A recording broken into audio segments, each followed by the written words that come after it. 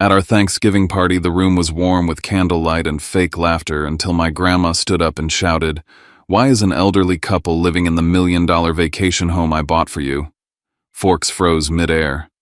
My dad's smile cracked. I couldn't even breathe, because I had no idea what she was talking about. I stared at her and whispered the only truth I had left.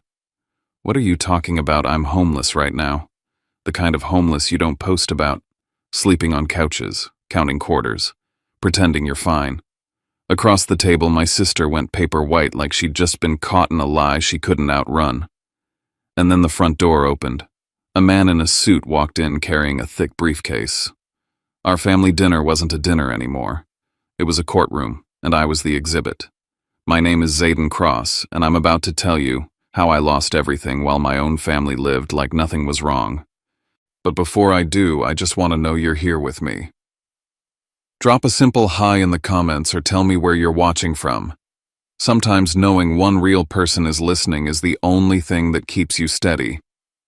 And if you've ever been the one blamed, ignored, or quietly crushed behind closed doors, please subscribe so you don't miss what happens next, because the truth is ugly and I'm done carrying it alone. Thank you. And now, let me tell you everything.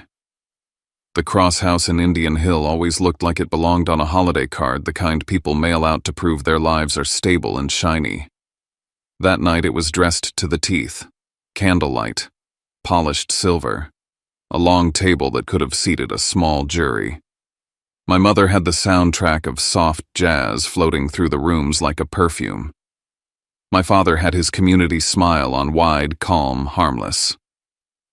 My sister's laugh rose and fell at all the right moments like she'd practiced it in front of a mirror, and I sat off to the side, not at the head, not even near it, in a chair that felt borrowed, like the furniture itself knew I didn't belong here anymore. I kept my hands folded in my lap to hide the shaking. Not because I was scared of being caught doing something wrong, but because my body still hadn't adjusted to the humiliation of surviving. A week ago, I'd been standing in a leasing office in Hyde Park watching a woman slide my application back across the counter with the same polite pity you'd use on someone asking for spare change. "Your credit score isn't going to work for us," she said, as if I'd chosen it like a bad haircut. 2 days after that, my landlord taped a notice to my door. 3 days after that, my keys didn't work. My life didn't explode in one dramatic moment. It leaked out bill by bill, rejection by rejection, until there was nothing left but a duffel bag and the awkward kindness of friends who had their own lives. So when I say I was homeless, I don't mean the kind you picture on the evening news. I mean sleeping on couches and waking up before sunrise so you're not in the way. I mean brushing your teeth in a gas station bathroom because it's warmer than your car. I mean counting quarters for a coffee just so your hands don't freeze around the steering wheel. I mean being 30 years old and still showing up to a family holiday dinner like you're a functioning adult because your family cares more about optics than oxygen. I kept my face neutral. I kept my voice low. I laughed when everyone else laughed. I listened to relatives talk about interest rates and vacations and the market while my stomach clenched because the last thing I'd eaten that day was half a granola bar I found in my glove box. I told myself to get through the night. Get through the turkey, the small talk, the fake warmth. Leave before anyone asked a question that would make me say out loud what my life had become. Then my grandmother walked in. Evelyn Cross didn't enter a room like a guest. She entered like a verdict. She was late, which meant everyone had been performing without her approval for an hour, and it showed. My mother's posture tightened instantly. My father's smile got a fraction too bright, too eager. My sister's face flickered just for a second, as if she'd been bracing for impact since sunrise. Grandma Evelyn had been overseas for years, living between airports and boardrooms, the kind of life that made people assume you're too busy to notice what's happening back home. But the first thing I felt when she stepped into the dining room wasn't "missed you," it was pressure. She scanned the table the way a person scans a contract, and when her eyes landed on me, they didn't soften the way I'd hoped they would. They sharpened. She didn't sit right away. She didn't accept my mother's fussing or my father's jokes. She stood behind her chair, hands resting lightly on the back of it, and the room fell into a quiet that wasn't respectful so much as afraid. "Zayden," she said. My name sounded different in her mouth. Cleaner, colder, like it belonged to someone who still had a future. I looked up my fork suspended in midair with a piece of pumpkin pie I didn't deserve to be eating. "Mandy, answer me," she said, and then corrected herself without apology, like even her memory was irritated. "Zayden, answer me. Why is there an elderly couple I don't recognize living in the $1 million vacation home I bought for you?"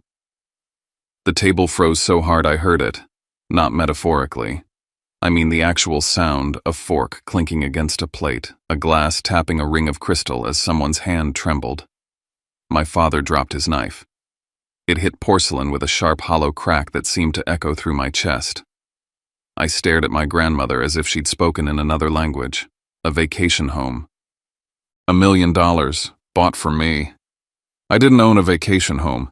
I didn't own anything but a beat-up car and a duffel bag that smelled like old laundry. The only property I had was the space I tried not to take up in other people's lives. What are you talking about?" My voice came out thin like I'd been punched. I looked around the table, searching faces for an explanation for someone to laugh and say it was a misunderstanding. "Grandma, I have no idea." Her gaze didn't waver. It moved slow and deliberate, sliding past me like I wasn't even the center of her attention. It landed on my sister. Brielle's wine glass shook so hard the surface rippled. Her cheeks went pale in a way makeup couldn't hide. She tried to smile, but the muscles didn't cooperate.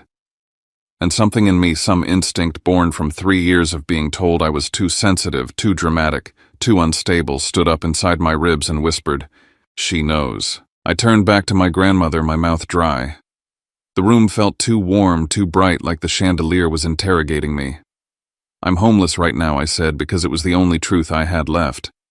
It came out before I could soften it, before I could make it polite.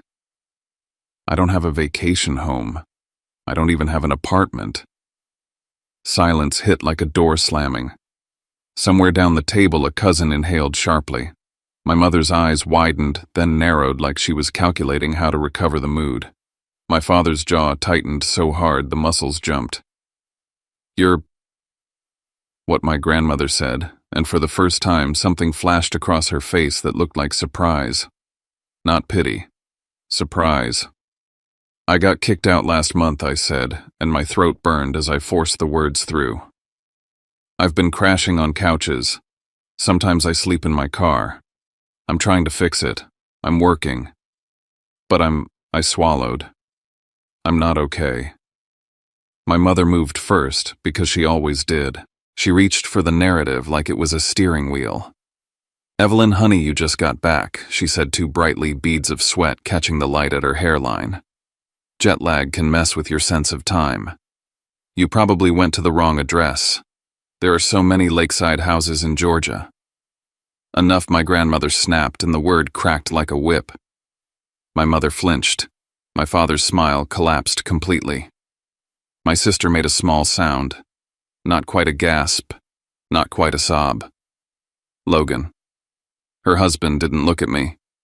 He looked at Brielle first, like he needed her cue before he chose his face. My grandmother reached into her handbag. Her movements were calm, almost gentle, which made the tension worse. She pulled out a photograph and slid it across the table like a playing card. "This," she said, "is the house I purchased. And these," she tapped the photo once, "are the people who answered the door." I leaned forward without meaning to. My fingers touched glossy paper. A lake house filled the frame-wide wooden deck, tall windows, water behind it like a postcard. In front of the house stood Brielle Logan and an older couple I'd never met in person, smiling as if they'd won something. Brielle's arm was linked through Logan's. The older woman's hand rested on Brielle's shoulder like they were family. My stomach dropped so fast I thought I might throw up right there on the linen tablecloth. I knew that house. Not because I'd ever been there, but because 3 years ago, when I was juggling shifts and skipping meals, Brielle had posted a photo with a caption that made my skin crawl even then. New chapter. New views. Everyone had commented hearts and congratulations. I'd scrolled past it at 2 a.m, exhausted, and told myself it wasn't my business. Brielle always had something new. Brielle always landed on her feet. Brielle was the kind of person our parents called capable. Now the picture sat in front of me like an accusation. That's my father started voice thick. Mom, it's complicated. Today is Thanksgiving. We really shouldn't be talking about money, my grandmother cut in. No, George, we shouldn't be lying. My father's name Bradley was almost never used by her. She called him George when she wanted to remind him he was still a boy under her roof, no matter how expensive his suit was. I pushed my chair back, the legs scraping the floor. What does this mean? I demanded, and the room snapped toward me. If you bought a house for me, why didn't I know? Why am I living like this? Why is Brielle in that photo? Brielle's lips parted, but no words came out. Monica shot her a warning look. Logan's hand tightened around Brielle's forearm under the table. My father cleared his throat, trying to find his voice, trying to find the version of this story that didn't make him look like a thief in front of the whole family. Zayden, he said, and that tone, firm, parental, made something ugly rise in my chest. You're upset. I get it. But this isn't the place. This is exactly the place my grandmother said. Then she did something that made my blood run cold. She took out her phone, pressed a contact without hesitation, and lifted it to her ear. Come in, she said. Right now. She didn't argue.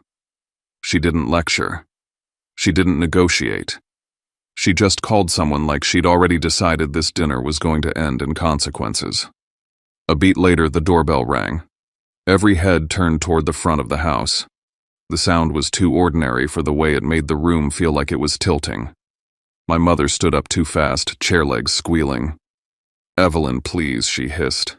Not in front of Sit, my grandmother said, and my mother sat pale and furious. Footsteps crossed the foyer. The door opened. A man stepped into the dining room wearing a dark suit and a controlled expression, carrying a thick briefcase like it weighed more than paper. He didn't look at the turkey. He didn't look at the guests. He looked at my grandmother, then at my father, like he already knew exactly who was guilty. Mrs. Cross, he said, voice professional and calm. I brought everything. My grandmother nodded once. Good, Malcolm. The lawyer set the briefcase on the table with a sound that felt final, heavy, certain.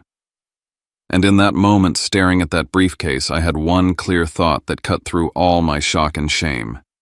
If this was just a misunderstanding, why did my family look like they were about to run?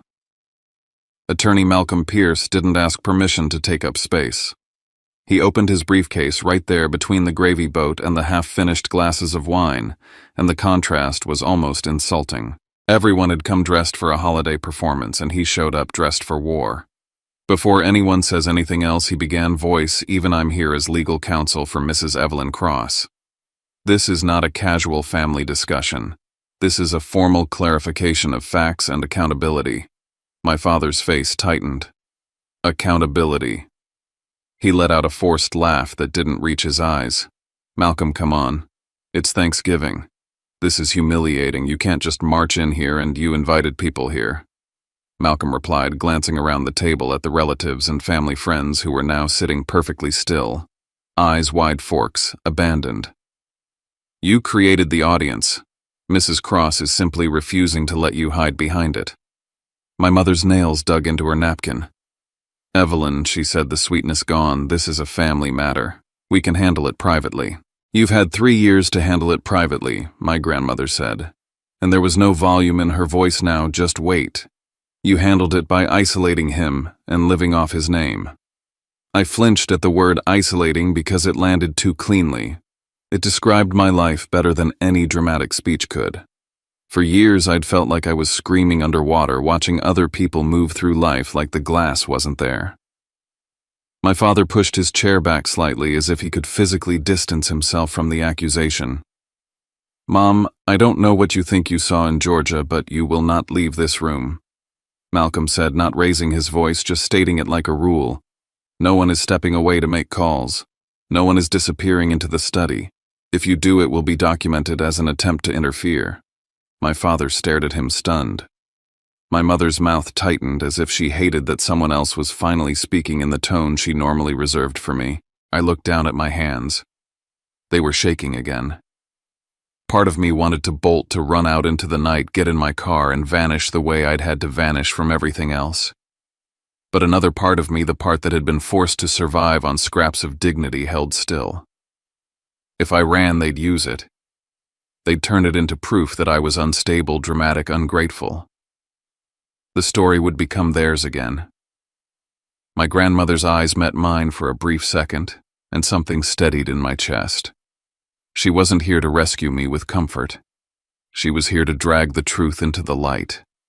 Minimum evidence, she said to Malcolm. Now. Malcolm slid a thin folder out of his briefcase and laid it flat on the table. He didn't toss it like a threat. He placed it like an exhibit. This, he said, is a certified property record from the state of Georgia for a residence known in the filings as Lanier Ridge Retreat. My sister's breathing changed. Quick. Shallow. Like she was trying to hide panic behind her teeth. Malcolm continued. The purchaser of record is Mrs. Evelyn Cross. The property was originally titled in the name of Zayden Cross. My stomach lurched. Originally titled. The word hit like a trapdoor. And the current registered owner, Malcolm said, turning a page with deliberate slowness, is Betrayal Vaughn. For a moment, no one spoke.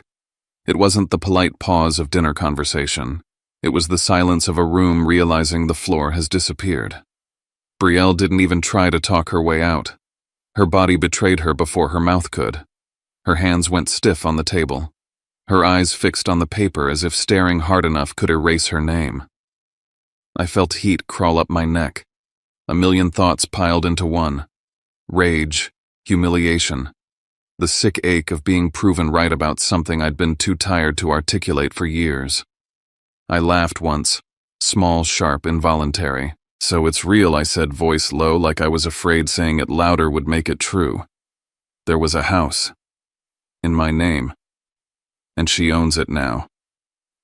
My father leaned forward, palms up, reaching for control. Zayden, listen. This is exactly why we didn't want to discuss it like this. It's complicated. There are details you don't understand.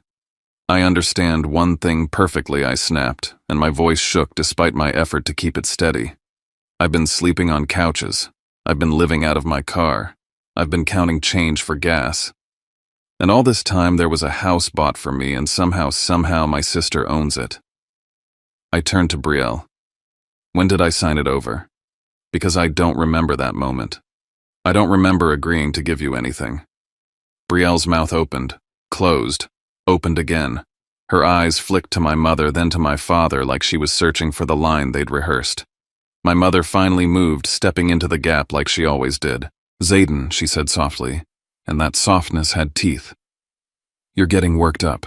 You need to calm down. This is why we've been careful. You've had a lot of emotional instability. There it was. The label. The old poison served in a clean glass. I stared at her. I could hear my own heartbeat, and underneath it I could hear the echo of a dozen moments where those same words had been used to shut me down. Whenever I asked why my life kept collapsing. Whenever I questioned why I couldn't get ahead. Whenever I dared to point out the obvious, that Betrayal always rose while I sank. I'm not unstable, I said, slow and clear. I'm angry. There's a difference. My father's voice sharpened. Don't talk to your mother like stop, my grandmother said. She didn't shout. She didn't need to. Sandra, don't use that word in my house. My mother stiffened.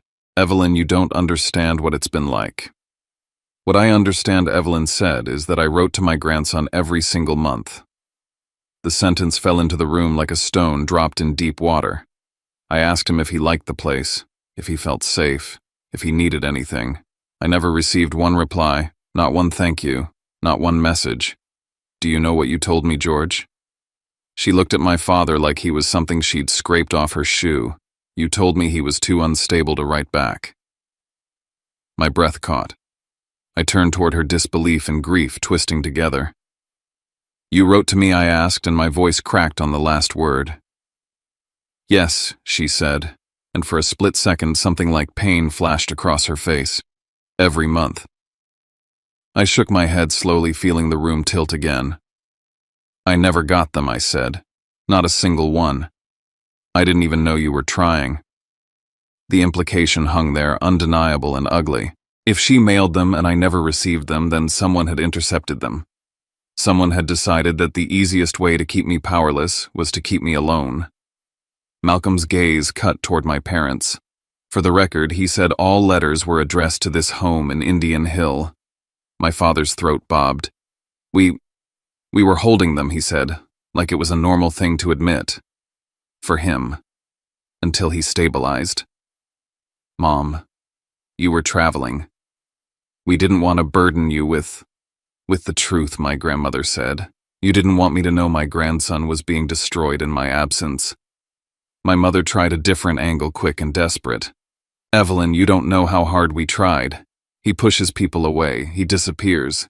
He doesn't. I disappear because you leave me no place to stand, I said before I could stop myself. The words came out raw. You told me to be independent while you watched me fall. My sister's chair scraped as if she might stand, but Logan's hand pressed against her arms, silent and restraining. He still hadn't looked at me directly. He kept watching Betrayal the way a man watches a weather report trying to predict the storm. Malcolm flipped another page, calm as a machine. Now he said, since we've established the property's current ownership and the fact that communication was intercepted, we need to address the document that supposedly authorized the transfer. My father straightened. There is documentation, he said quickly, too quickly. Zayden agreed. He signed it. It was a gift. That's why it's in Betrayal's name. My stomach turned. A gift. Like my life was something they could wrap and hand off when it suited them. Malcolm held up a single sheet of paper in a clear sleeve. This is a gift transfer agreement, he said, recorded with a stated sale price of $1. $1. My lungs felt too small. He set the paper down between us. The signature at the bottom was my name. My handwriting, at least to anyone who didn't know me well. It looked familiar in the way a counterfeit bill looks real until you touch it. I never signed that, I said, and my voice was steady now. Not because I wasn't shaking inside, but because something in me had turned hard. I didn't gift anything. I didn't know the house existed. My mother's eyes narrowed, and for a second the mask slipped. Not worry, not sadness, annoyance. Like my refusal to play along was inconvenient. My grandmother leaned forward, her gaze pinning the paper like it was an insect. Then we're going to find out who did. Malcolm nodded once. Exactly, he said. He looked at my sister, then at my father, then at my mother, slow, deliberate, letting the fear build in the spaces. If Mr. Cross is telling the truth, then this document is fraudulent, which means someone forged his signature. And whoever did that didn't just steal a house. They stole his identity. Betrayal's lips parted, but all that came out was a thin, strangled sound. My father started to speak, but my mother cut him off with a sharp glance, and they both fell into the same panicked silence they'd been wearing since Grandma's first question. I sat there staring at my own name on a page I'd never signed, realizing something that chilled me more than the Ohio night outside. If they could intercept my grandmother's letters, if they could move $1 million property out from under me, if they could rewrite my life in ink and call it a gift, then I had to stop assuming I knew the worst of it. Because I didn't. And if they were willing to do this with a house, what else had they done with the rest of my life while I was too busy trying not to freeze in a parking lot? Malcolm didn't raise his voice. He didn't need to. He simply took control of the room the way a surgeon takes control of an operating table. Calm hands, sharp eyes, no patience for noise. He slid the property record back into his folder, then looked at each of them. My father, my mother, my sister Logan. Like he was measuring how long it would take for the truth to crack through their teeth. We're going to keep this simple, he said. One question at a time. One answer at a time. No speeches, no moral lectures, we're verifying facts. My father let out a low scoff, but he didn't stand. He didn't storm off to the study. The audience factor mattered. My parents had spent their whole lives collecting the right people and the right impressions, and now those same people were sitting there watching my family's mask peel back in real time. The air felt tight, like the house itself was holding its breath. Malcolm turned to me first. Mr. Cross, he said, and hearing that title attached to my last name felt strange, almost painful. My father had always used my first name like a leash. Did you sign a gift transfer agreement conveying Lanier Ridge Retreat to Betrayal Vaughn at any time? No, I said immediately. My voice didn't wobble.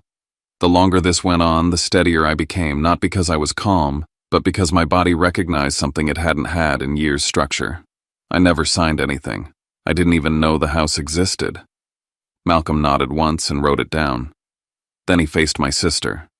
"Ms. Vaughn," he said, "do you claim this signature is Mr. Cross's?" Brielle's throat moved like she swallowed something sharp. "Yes," she said too quickly. He agreed. He was overwhelmed back then. He told us he didn't want. "Stop," Malcolm said, not harsh, just final. Details. Date, time, location. Who was present? Brielle blinked. Her eyes flicked toward my mother like a child looking for the right answer on a test. "Brielle?" My mother murmured a warning disguised as support. Malcolm didn't look away from my sister. "Ms. Vaughn," he repeated, "date, time, location. Who was present?" "I don't remember," Brielle said, and a flush crept up her neck. "It was years ago. I don't remember the exact—" "You remember enough to claim ownership of $1 million property," Malcolm said, "but not enough to remember where the transfer happened." My father finally tried to reclaim the room with indignation. "This is ridiculous," he said. "You can't interrogate my daughter like she's a criminal in front of family." I stared at him, and something hot and old rose in my chest. He said daughter with that protective tone he never used for me. For me it was always, "Son, be a man, handle it, don't embarrass us." For Brielle it was always, "She's trying, she's sensitive, she didn't mean it that way." Evelyn didn't even glance at him. She kept her eyes on my sister. "Answer," she said. Brielle's mouth tightened. Logan's hand drifted toward her knee under the table. A quiet signal, not comfort so much as coordination. He was watching her like he was watching a live wire. Malcolm closed his pen and set it down. "All right," he said. "Since the direct route isn't working, we'll go through the timeline. Mr. Cross, you mentioned you're currently without stable housing. Let's address why. Because the condition you're in is relevant to motive." My mother's head snapped up. "That has nothing to do with it, has everything to do with it," Malcolm said. "A person who is financially stable, housed, and employed has more power to question documents, dispute records, and pursue legal action. A person who is exhausted, isolated, and struggling to survive has less. If someone benefited from Mr. Cross being powerless, then how he became powerless matters." My father's jaw clenched. My sister stared down at her plate as if the cranberry sauce could save her. I didn't want to talk about it. I didn't want my cousins and my parents' friends hearing the ugliest parts of my life. But I'd already said the word homeless out loud, and there was no unsaying it. The shame had already escaped. What I had left was the truth. I took a breath and let my eyes drift not to them, but past them toward the window, where the dark yard stretched out like a quiet ocean. "It didn't happen all at once," I said. "It happened like a slow collapse. And the weird part is, it always collapsed the same way. Every time I got close to stable, something yanked the floor out. A memory hit me so sharply I tasted it. The smell of cheap carpet and lemon cleaner. The leasing office in Cincinnati.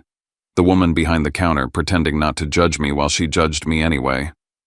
I could see her manicured finger tapping the edge of my application.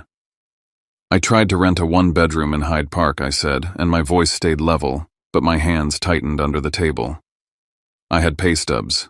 I had references. I had money for the deposit. She ran my credit and slid the paper back like it was contaminated. She said, "Your score isn't going to work for us." I asked her why. She said there were late payments, delinquencies. I told her that didn't make sense because I was paying my student loans every month. My mother exhaled a sound that might have been annoyance, might have been contempt. "You've always been disorganized with—" "No," I cut in, and even I was surprised by the steel in my voice. "That's what you always said. That was your favorite explanation. You said if I was struggling, it was because I wasn't trying hard enough, because I was careless, because I was unstable." The word hung between us, and for a second I saw my mother's mouth tighten the way it did when she realized I'd learned the pattern. "I wasn't careless," I continued. "I was obsessive. I tracked every dollar. I skipped meals so I could make payments. I worked nights and weekends. and still the loans were marked late. Malcolm leaned forward slightly.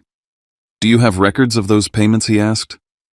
"I thought I didn't," I said, "because I was drowning and I didn't have the energy to fight paperwork. But I have bank statements. I can pull them up. The payments left my account. That's what made it so confusing." Money went out, but the lender kept saying it didn't arrive. Evelyn's fingers curled around the stem of her wine glass. She didn't drink. She just held it like it was something she could crush. The room felt warmer, and I realized it was because my anger was finally doing something useful. It was keeping me upright. It wasn't just housing, I said. It was work too. I graduated top of my class. I made it to final interviews. I had professors vouching for me. I should have been fine.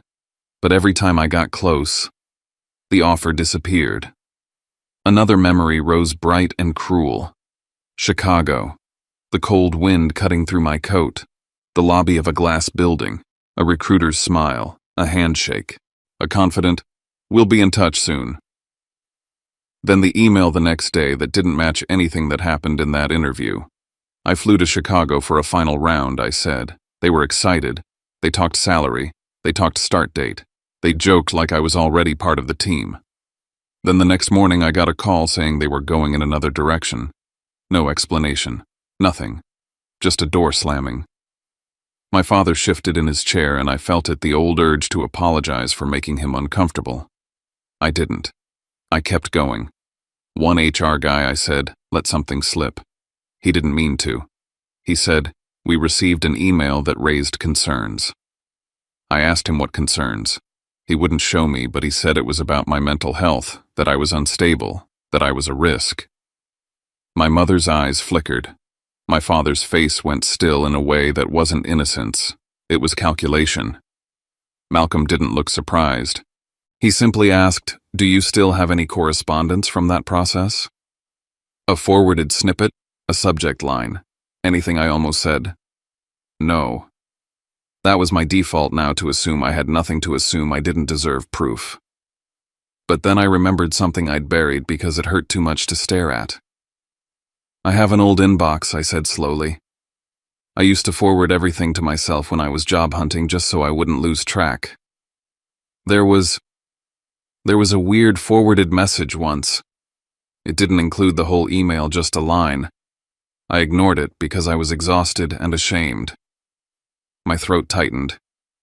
It said something like, "We can't move forward due to concerns regarding your stability and prior conduct." It was around the same time everything started falling apart. Malcolm's eyes stayed on mine. "If you can access that inbox," he said, "that's important. The language, the timing, the pattern. It becomes part of a broader picture." My mother leaned in, voice slick with a kind of false concern that made my skin crawl. "Zayden, you're spiraling," she said. "You're connecting dots that aren't there. You always do this when you're stressed." There it was again. The script. Reduce my reality to a mood swing. Turn evidence into emotion. Make me the problem so no one has to look at what they did. Evelyn's voice cut across the table like a blade. "Sandra," she said, "you will not speak to him that way in front of me." My mother's cheeks flared. "Evelyn, you don't know what it's like living with him. He's unpredictable. He disappears for days. I disappear," I said, and my voice shook for the first time, not from fear, but from the rawness of it. "Because every time I asked for help, you told me I was weak. Every time I questioned why I couldn't get ahead, you told me it was my fault.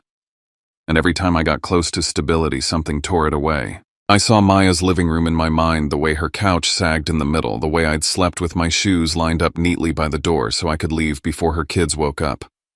I saw my car in a parking lot, breath fogging the windows, my phone lighting up with a message that made me feel like my chest was cracking. "I can't renew. I'm sorry. You have to be out by Friday." I started to think I was cursed, I admitted. Or broken, or just not built for life. But now I'm sitting here hearing there was a house bought for me and that it ended up in Brielle's name, and suddenly my life doesn't look like bad luck anymore. It looks like a plan. My father's eyes snapped to mine. "That's a serious accusation," he said. It's a serious life, I replied. And it got destroyed. Malcolm placed his hands on the table, anchoring the moment. Mrs. Cross, he said to Evelyn, you mentioned earlier that you were told Mr. Cross was mentally unstable and unable to manage assets. Evelyn's jaw tightened. Yes, she said. George and Sandra told me that, repeatedly. They said Zayden couldn't handle a large sum of money or property. They said until he became independent they would act on his behalf. I felt something cold settle in my stomach. Independent. That was the word they used on me like a weapon. Be independent, Zayden. Don't ask. Don't rely. Don't embarrass us. And while I was scrambling to prove I didn't need them, they were using my name to hold what was mine. So that's what this was, I said quietly. You needed me weak. You needed me struggling. Because if I was stable, I'd ask questions. If I had a decent job and a real address, I'd check records. If I had credit, I'd hire a lawyer. My mother's hands trembled, but her eyes stayed hard. You're making yourself into a victim, she said. I didn't have to make myself anything I said. I lived it. Malcolm opened his folder again, but he didn't pull out new papers yet. He looked at my sister. Ms. Vaughn, he said, you claim Mr. Cross agreed to gift you the property, yet you cannot describe when, where, or how, and Mr. Cross asserts he never signed anything. Your parents assert he was unstable and needed guardianship. That combination creates a clear incentive for someone else to act in his name. Brielle's lips pressed together so tightly they turned white. Malcolm finally spoke the line that made my spine tighten. We've also received preliminary findings on the transfer document itself, he said. Not just the signature. The document shows indicators that it may have been created later than the date printed on it. My father's face drained just a shade. My mother's eyes darted fast and sharp. I stared at the paper with my forged signature and felt a strange, sick clarity. If they could falsify a date, then they could falsify the whole story. Not just the transfer, not just the house. Everything they'd told me about who I was and why I was failing. I leaned back in my chair, the candlelight blurring for a second. If you faked the timing, I said, my voice low, then you didn't just steal a house. You rewrote history. Malcolm's gaze held steady. That's what we're going to prove, he said. And I understood then with a cold certainty that this dinner wasn't ending with an apology. It was ending with a file number. We moved from the dining room into my father's living room, not because anyone wanted comfort, but because Malcolm needed a flat surface, better lighting, and fewer distractions. My father's house was built for hosting for presentation white sofas. Nobody sat on framed photos that looked more like advertisements than memories, a fireplace that never carried the smell of real smoke. Even the air felt staged. Relatives lingered at the edges, unsure whether they were allowed to leave, afraid to be the first to stand up. My father hated that. He hated witnesses. He hated losing control of who heard what. I could see it in the way his shoulders stayed tight, in the way his eyes kept flicking toward the hallway that led to his study, as if he was calculating how to get us in there and shut the door. Malcolm didn't let him. He set his briefcase on the coffee table, clicked it open, and looked straight at Brielle. Ms. Vaughn, he said, I need the original gift transfer document you rely on. Not a photo. Not a copy you printed tonight. The original. Brielle's breath hitched. It is the original, she said, already defensive. Then produce it, Malcolm replied. My mother leaned in toward Brielle, whispering something I couldn't hear, but I saw the urgency in her lips, the silent command to keep it together. My sister's hands shook as she reached into her purse. For a second, it looked like she might refuse, might claim she didn't have it, might try to run the clock out. But the room was full of eyes, and my grandmother's stare didn't blink. Brielle pulled out a clear sleeve with the paper inside, like she'd been carrying it around as an insurance policy. She held it up with a trembling sort of pride. There, she said. Look, date, signature, everything. My name sat at the bottom in ink that wasn't mine. A wave of nausea hit me, the same kind I'd felt standing in that leasing office hearing I didn't qualify to rent a place to sleep. Back then, it felt like the world had decided I wasn't worth stability. Now I was staring at proof that stability had been taken from me and handed away like a party favor. Malcolm took the paper without reacting. He didn't grimace. He didn't gasp. He treated it like a routine object, which was somehow worse for them. He laid it flat on the table and pulled out his tablet. "We're going to verify this in a specific order," he said. "Physical characteristics first, then ink, then printing artifacts, then handwriting." My father scoffed, trying to make it sound ridiculous. "Printing artifacts," he repeated like it was a joke. "You're going to tell me a printer knows when someone signed a paper?" Malcolm didn't look up. "I'm going to tell you that paper and ink tell stories people don't expect," he said. He took a photo of the document, zoomed in, and turned the screen toward all of us. The signature filled the display, enlarged so much the strokes looked like highways. Then he zoomed beyond the signature into the blank areas most people never consider. The fibers of the paper became visible. The ink became texture. And then, faint as dust, tiny specks appeared, minute dots in a pattern I would have never noticed with my naked eye. Betrayal frowned. "What is that?" Malcolm's finger hovered over the screen. "Many color laser printers embed microscopic tracking marks," he said. "It's not visible at normal size. But it's there. Those marks can identify the printer and in many cases the date and time the page was printed." My father's expression shifted, the confident irritation thinning into something else. My mother went still, so still it looked like she'd stopped breathing. Malcolm tapped again, pulling up a reference image beside it, explaining just enough for the room to understand without drowning us in jargon. Then he said the sentence that made my ears ring. "This document was printed approximately 6 months ago." The silence that followed felt heavier than any shout. I stared at the tablet screen, then at the paper, then at my sister's face, as if I expected her features to rearrange into honesty. 6 months, I repeated, my voice quiet, almost disbelieving. "But the date on that says 3 years. Betrayal's eyes widened. That doesn't mean anything," she said, rushing. "Maybe we reprinted it. Maybe the original got damaged. Maybe my father jumped in too fast." "Exactly," he said. "We probably made a copy. That's normal. People lose things. You're making a big deal out of nothing." Malcolm finally looked up at him. "If it's a copy," he said, "then there should be a trail. Email correspondence. A scan saved on a computer dated 3 years ago. A file history. Any evidence that the document existed in that form at that time. If this was legitimately executed, there would be something besides your word." My father's mouth opened, closed. He looked toward my mother for backup. My mother attempted calm. "We're not organized like that," she said. "We don't keep you keep $1 million house." I said, the bitterness cutting through. "But you don't keep proof of how it changed hands." Evelyn's voice was low and lethal. "Sandra," she said, "stop insulting my intelligence." Malcolm turned the tablet back toward the document. "That's one layer," he said. "Now the signature." He pulled out another folder and slid a single-page report onto the table. I saw lines, percentages, language that looked clinical. He didn't read every word. He didn't need to. He pointed to the conclusion. "The signature does not match Mr. Cross's known handwriting patterns," Malcolm said. "It shows strong similarity to Ms. Vaughn's handwriting characteristics." Betrayal's face drained again the way it had at the dining table when my grandmother first asked her question. Only now there was nowhere for her eyes to run. She stared at the report like it was a sentence carved in stone. "That's insane," she whispered, but it didn't sound like denial. It sounded like panic. My mother's voice turned sharp. "You can't prove that," she snapped. Malcolm's tone didn't change. "It's already proven," he said. "We have exemplars.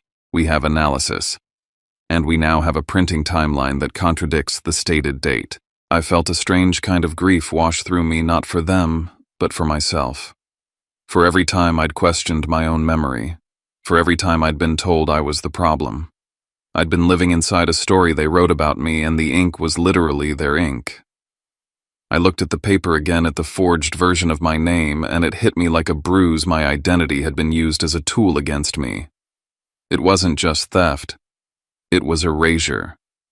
"Why 6 months?" I asked, and the question came out like a blade. I turned my eyes from Betrayal to my parents. If you were going to do this, why not do it 3 years ago? Why wait until 6 months ago to print it? My father's gaze dropped for the first time, not in shame, but in calculation. My mother's fingers curled knuckles white. Evelyn answered before they could. Because 6 months ago she said I told you my work overseas was stabilizing.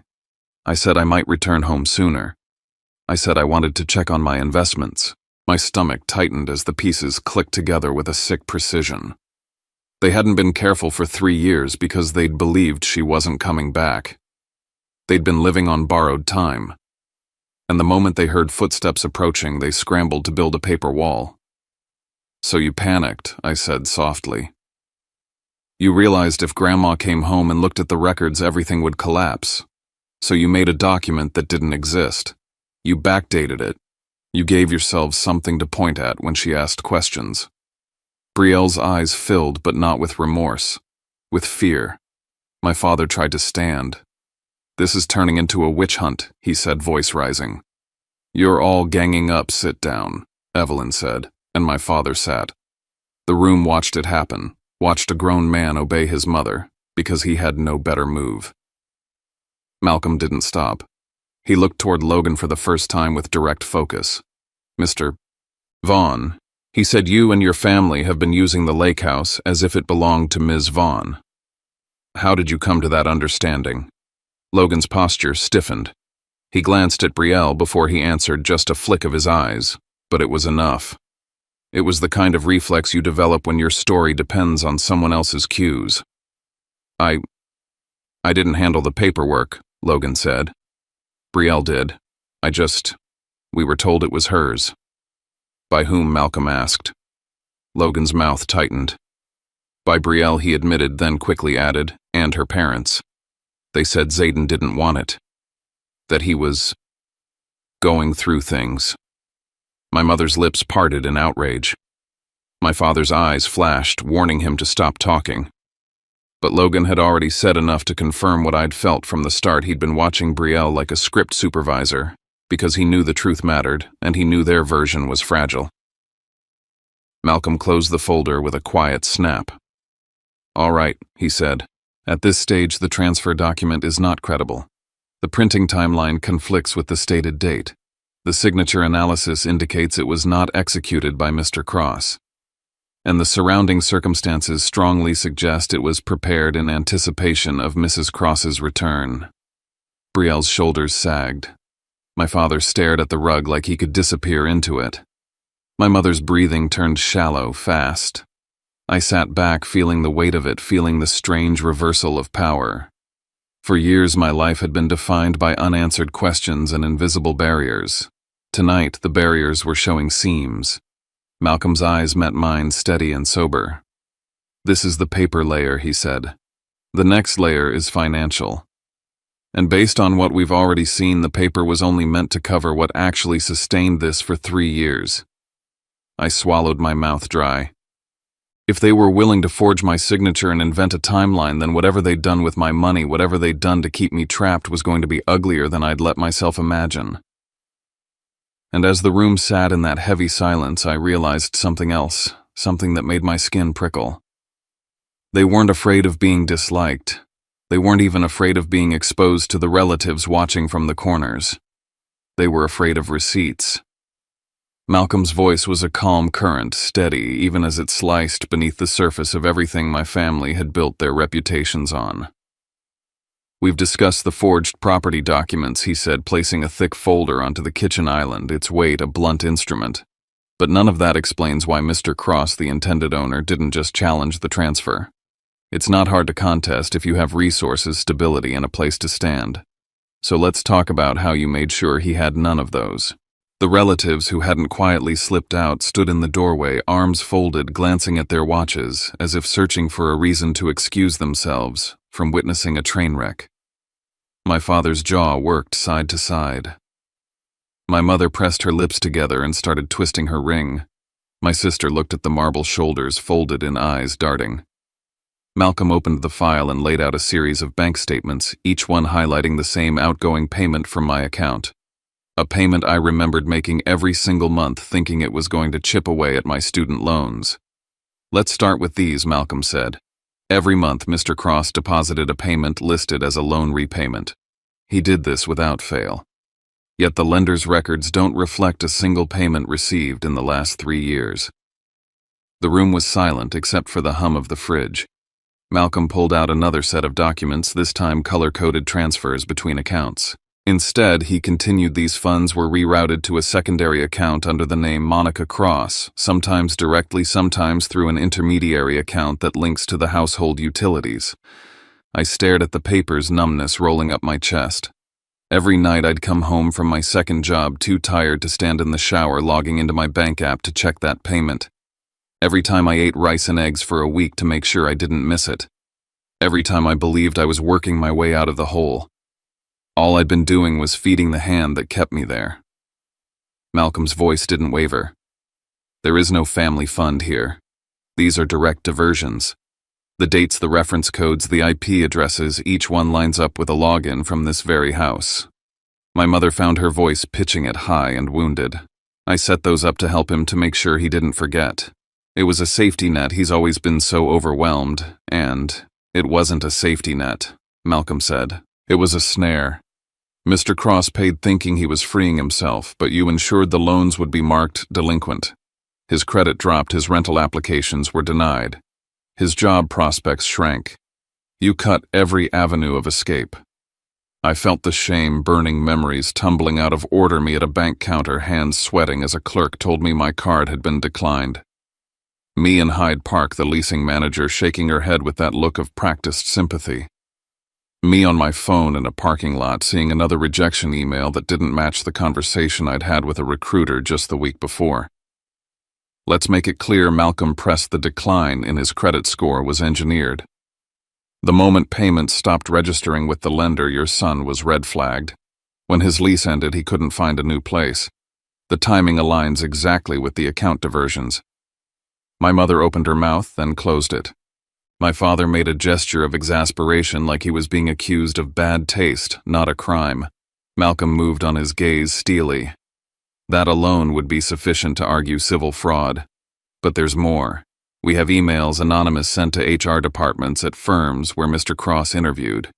The emails describe him as unstable, unreliable, and a risk due to mental health episodes. My heart hammered, a slow rage building.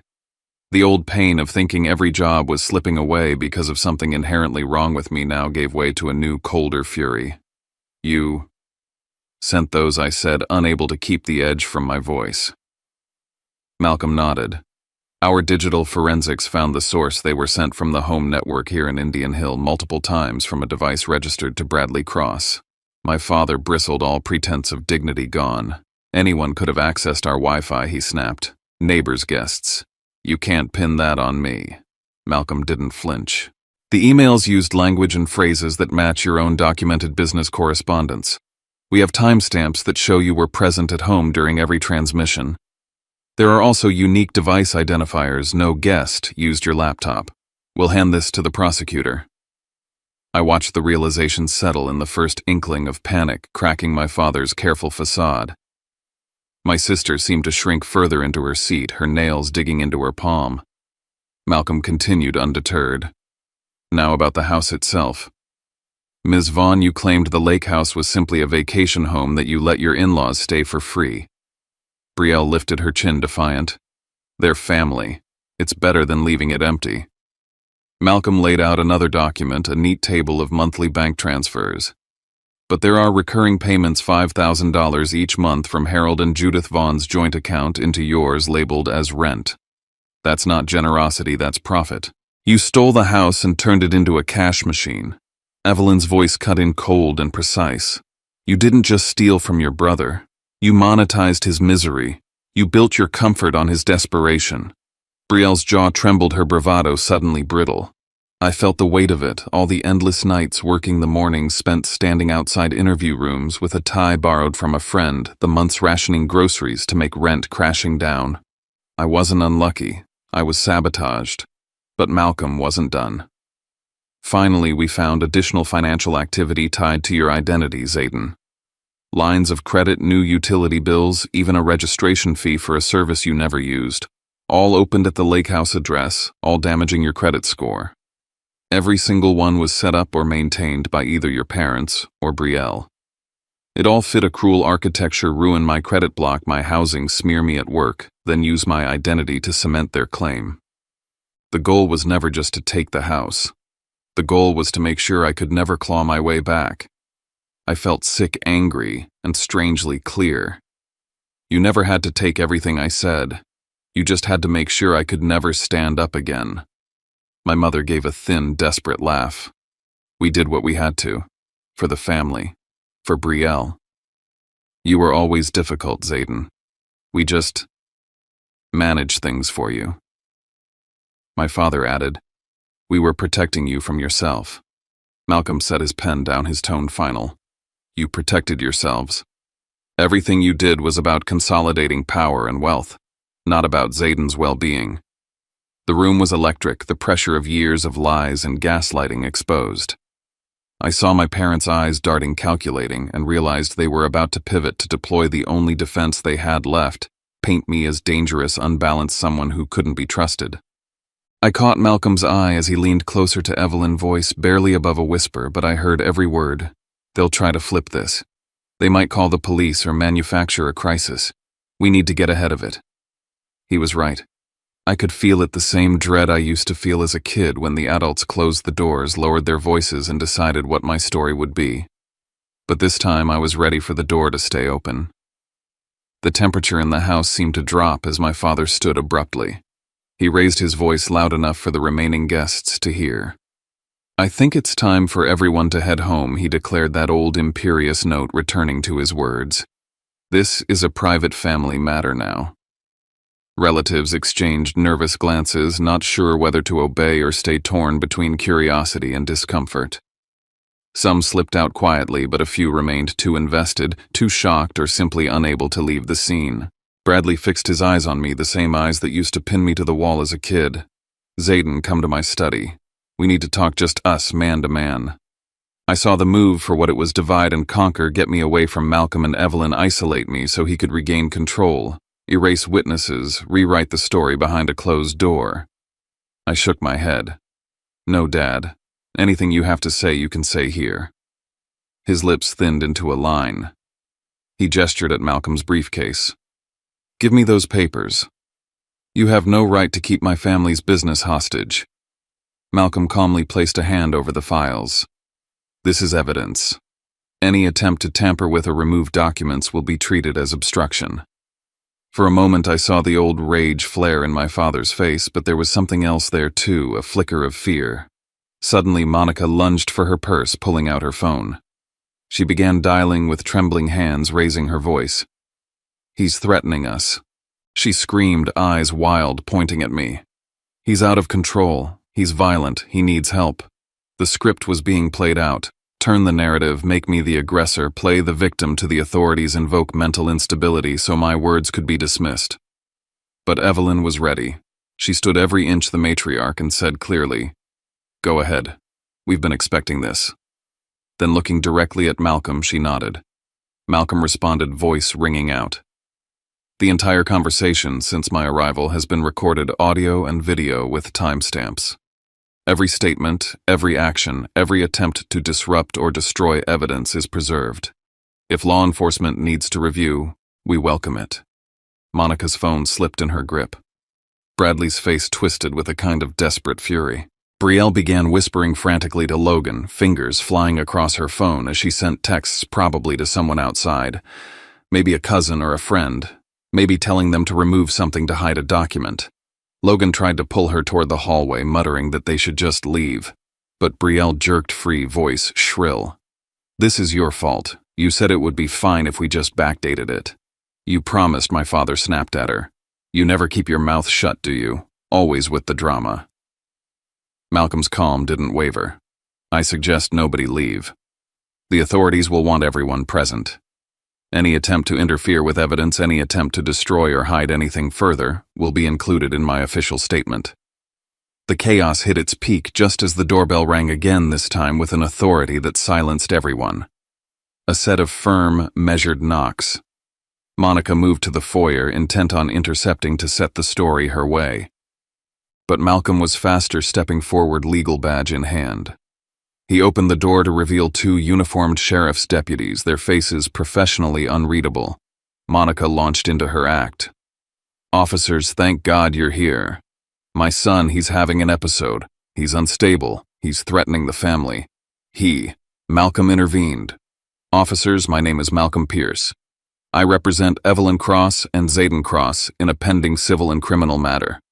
There is evidence of identity theft, forgery, financial fraud, and attempts to tamper with evidence. I have all relevant documents, video and audio from this evening. I request immediate preservation of the scene and witness statements." The lead deputy raised his hand, pausing Monica's performance. "Ma'am, please remain here." "Sir, we'll need to review the evidence. No one leaves until we've taken statements." Suddenly, my mother's voice faltered. My father, silent for the first time all night, glanced at the deputies, weighing his options. Brielle's tears finally broke through. She tried to slip away, but a deputy gently blocked her path. I stood rooted in the kitchen, realizing for the first time that I wasn't the one under threat. For the first time, their script didn't work. I wasn't the scapegoat, the black sheep, or the mentally unstable son to be shuffled off and silenced. As the deputies began collecting statements and Malcolm handed over evidence, I watched my parents' empire of image crumble.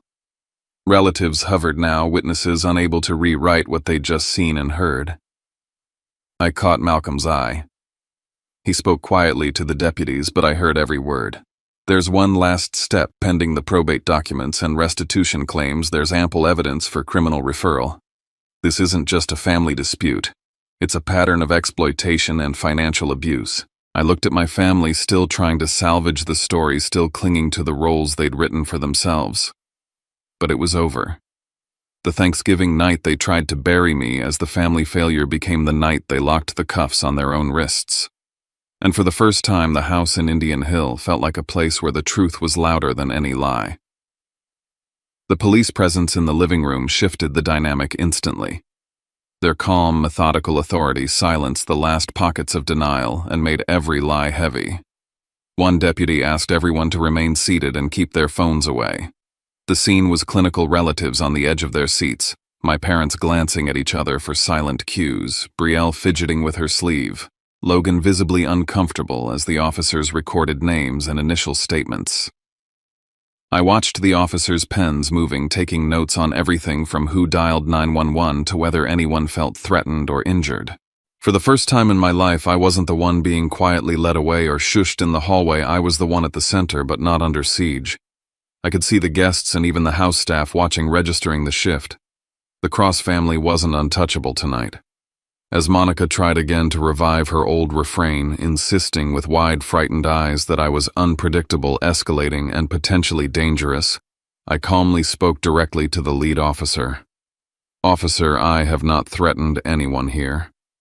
This is a legal mediation with my attorney present, with all evidence and discussion recorded since the moment Malcolm arrived.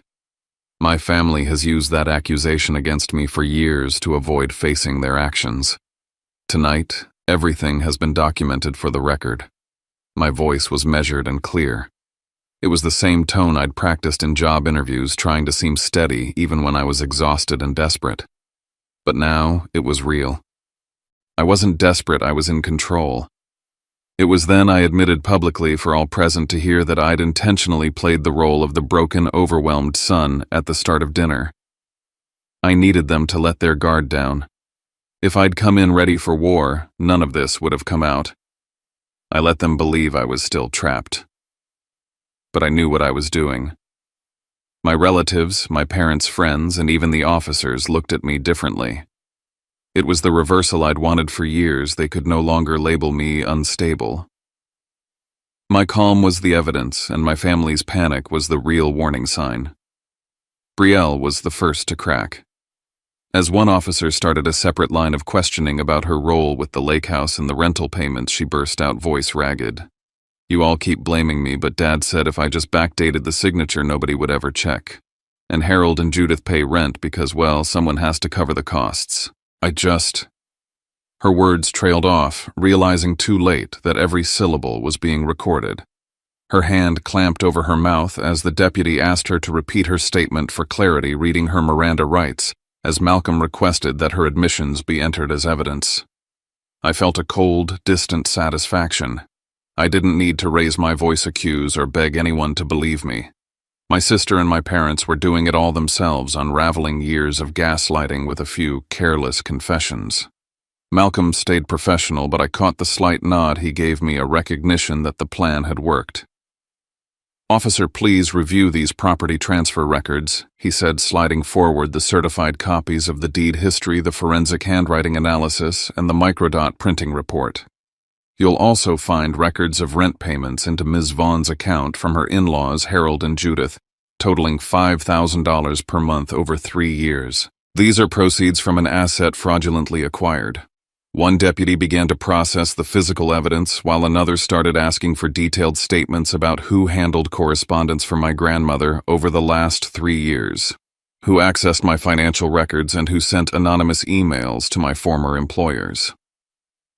Logan tried to feign ignorance, but when pressed about the regular payments from his parents and the house's ownership, he faltered. "I mean, I knew they paid Betrayal every month for something, but I always thought it was legit. I didn't ask a lot of questions." His voice was weak. He never signed documents, never made the big decisions.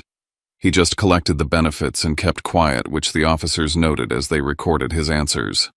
Amid the mounting admissions, Evelyn stood and addressed the officers and assembled witnesses. "Before we go any further, I want it formally recognized that as of tonight, under advisement and witness of counsel, I have completed and executed a new will and estate plan. Copies are here for your records, and my attorney Malcolm Pierce is prepared to submit them as required. Bradley Cross, Monica Cross, Betrayal Vaughn, and Logan Vaughn are all disinherited from my estate and from all property claims effective immediately. My grandson Zayden Cross is my sole heir and is authorized to pursue recovery and restitution of any assets wrongfully held or transferred." Her voice was clear, cold, and final. Malcolm confirmed, "This has been reviewed, signed, and notarized. Officers, you have copies. Any attempt by the aforementioned parties to interfere with asset recovery should be considered obstruction." The impact was immediate and devastating. My father's hands trembled. My mother began to cry, at first quietly, then louder as the reality settled in. Betrayal screamed at Evelyn, at Malcolm, at me, demanding to know how we could do this to our own blood. Logan just shook his head as if finally realizing there was nothing left for him to control or gain. I watched all of it with a strange, remote calm. I didn't raise my voice. I didn't gloat. I simply asked the officers to ensure that every question was answered truthfully, that every statement was included in the record, and that nobody left until the evidence was secure. I wasn't interested in revenge or spectacle.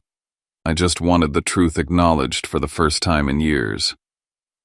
As Bradley tried to beg, promising to change, to make it right, to explain everything, Monica joined in, pleading, her voice hoarse from crying. Betrayal dissolved into rage and denial. I stayed silent, letting their words echo back at them, knowing there was nothing left for me to say that evidence wouldn't already prove. The moment wasn't about winning, it was about ending the story they'd tried to write for me. I caught Evelyn's eye, and she smiled a small, tired smile that said she understood justice was never about restoring the old order, but about severing the cycle.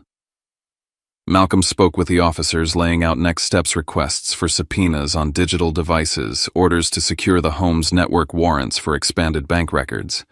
The police nodded, accepting his recommendations. This wasn't a family squabble anymore. It was a crime scene. For the first time, I didn't need to ask, will anyone believe me? Now the only question left was, how far will accountability go? The days that followed were a whirlwind, a sharp, dizzying shift from years of paralyzing uncertainty to the machinery of justice grinding forward, unstoppable. Within 72 hours, Malcolm delivered formal legal notice to Betrayal and her in-laws, requiring them to vacate Lanier Ridge Retreat. With sheriff's deputies and locksmiths in attendance, the locks were changed, inventories were taken, and my home, the place I'd only ever seen in photographs, was returned to me. I stood at the threshold, key in hand, trembling as I entered. The rooms echoed with the ghosts of what might have been lost nights spent sleeping in my car, 3 years of rationed meals. Interviews failed not by my merit, but by their malice. It was both victory and mourning. Harold and Judith, blindsided, tried to claim innocence. Brielle told us the house was hers fair and square. We just paid what she asked. But the paper trail was clear, thousands a month for rent funds that supported her lifestyle, and made them at best willfully blind to the fraud. They became witnesses in the investigation, caught in the web, but not its architects. As the investigation deepened, officers seized computers, retrieved records from banks and ISPs, and gathered statements from relatives and household staff. Malcolm and his team painstakingly mapped the full scope of the fraud emails routed through the Indian Hill home network accounts opened using my name and address, cash flows redirected away from my loans and into Monica's secret account, even subtle manipulations of my employment and rental history. For every night I doubted my sanity, there was now a digital receipt. It wasn't instant justice, never is. Over months, as the case wound its way through the legal system, I rebuilt my life room by room. I stayed at Lanier Ridge Retreat, at first afraid it would all be snatched away, waking in the middle of the night, half believing I was still homeless. But each day made it more real. I fixed broken fixtures, repainted walls, let the light in. I built a home office, launched a remote consultancy using my story as a warning and a blueprint for others, whose families weaponized money and trust against them. Brielle faced charges for forgery, fraud, and grand larceny. Her confession, recorded, signed, and witnessed, made the case airtight.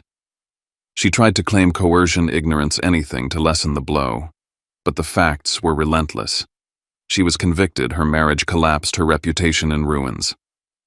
Logan, never as clever as he thought, tried to play dumb, but was still forced into restitution. His family's assets scrutinized for their part in the scheme. Bradley and Monica, stripped of all credibility, watched as their social circle evaporated. Former friends refusing their calls, distant relatives severing ties. Their names became synonymous with disgrace. Professionally, Bradley lost clients. Monica found herself shunned at every charity luncheon, and neither would ever be trusted in a business context again. Through it all, Evelyn was my rock. We sat on the porch most Sundays talking about everything except the trial, learning to become family again. She said little about the inheritance, but everything she did was an act of trust, letting me handle repairs, draw up plans, even take over the finances she'd once guarded so tightly. By the time the civil claims were settled, I'd won full restitution for lost rent damages, for emotional distress, and the return of every cent that had been siphoned from my accounts. I didn't need an apology. I didn't need them to love me. I just needed my life back. 1 year after that Thanksgiving, I stood on the deck of Lanier Ridge Retreat, coffee in hand, the early morning sun scattering across the water. The house was quiet, peaceful, a symbol not just of a battle won, but of something built. I no longer worked 3 jobs. I managed my own business, helping others navigate the maze of financial abuse and family manipulation, teaching them what it took me years to learn: you only survive if you refuse to let them write your story. I rebuilt my credit, my friendships, and slowly my faith in people. I never let myself forget what happened, but I also didn't let it define me. The wounds became wisdom, the house became a home, and my grandmother became my closest ally. In the end, what I reclaimed was never just a house. It was my right to be believed to be safe, to make my own choices. Family, I learned, is not the people who share your blood. It's the people who don't turn you into a prop for their ambitions. What was stolen from me wasn't just money or shelter. It was 3 years of dignity, trust, and self-worth. Getting it back wasn't a gift, and it wasn't revenge. It was justice. And now every morning when the sun rises over Lanier Ridge, I know that I am the author of the rest of my story. The ending is mine to write.